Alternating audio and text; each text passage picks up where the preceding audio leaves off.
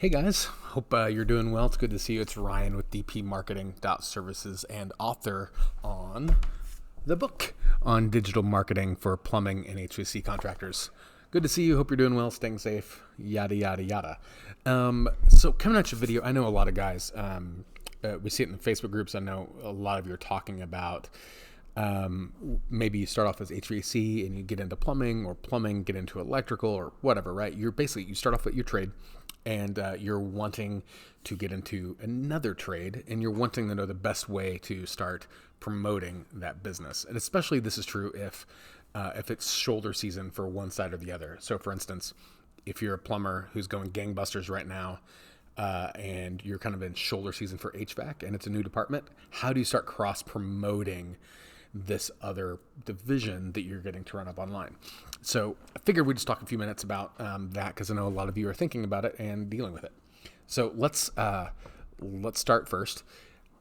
If you have a good reputation, if you're doing great service, if your customers already know and love you, and your callbacks are low, like all those things are good, it is really easy to cross-sell to a new brand, a new division, a new service. And in fact, here's a couple things you need to know. One, you already know this. It is really expensive to create a new customer. Some markets can be $50 to create a new phone call. Some markets might be $200 to create a new phone call. Whose horn is honking? Depending on your marketing and your mix and your size and all those things, to get that phone to ring the first time is really expensive. So good marketing is about getting those new calls, right? That's the point. But as part of your strategic growth and operation, your job should be want to keep those customers and reuse them as much as possible to extract the most potential revenue for them. If you've already got them, let's say you're a plumbing company and you're bringing on HVAC, if you've already got the customer on the plumbing side, you've already spent the money, you've acquired the lead, you've acquired the customer. Once they come on and they're happy with your service, so you've convinced them, you've provided the value, you've solved the problem, you've asked for a review. If they're happy, it's really easy to go, hey, we took a lot of time, care, attention. If you love the service that we provided to you on this thing, then you're definitely going to be interested in this other thing that we're now able to do. Lots of customers have been wanting us to do it for a while. We're finally able to do it. It's the same service that you know and love and experience right now, but this is going to take care of HVAC or your heating or cooling or whatever the season is, right? And provide a reason that's effortless for your customers to want to engage and remember you. So for instance, maybe it's a free service call or a free tune-up for this new service.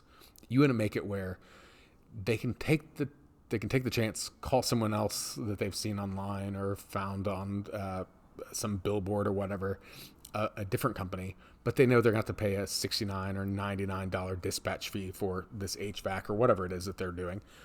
Or they've never had your company do that, but you're offering to do that first one for free, or you're offering to do a tune-up for free. It makes it where there's no friction for them to want to use you. They already trust you. They've already found your other work impeccable, so it's easy for them to come over. Here's why it's worth you doing this. As expensive as it is to create a new customer, it is 3 times more expensive to create a new lead than it is just to keep an existing one, right? So for you to keep an existing customer on the books and find other ways to extract information and revenue from them, it is 1/3 of the price than creating a new lead from scratch. So as much as possible, leverage the things that are already working well for you. And if you're looking for help or scripts or insights on this, here's a tip. Look for brands that have to deal with this on a massive basis, right?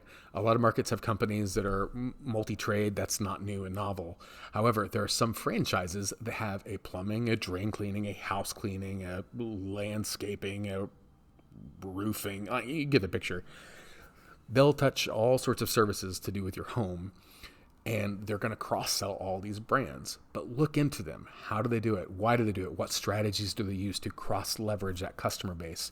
Because if you can maximize one customer base for plumbing and use it to help out your electrical, use it to help out your HVAC, you are on a very, very good path. So don't always think about having to start from scratch. Sometimes you do, but in most cases, cross-sell. Have your techs talk about it, understand the things that they can do. Reward your guys too. If your plumbers are like turning over HVAC installs, fantastic. Promote them at your morning meetings, give them a spiff on it. Help encourage that sort of cross collaboration.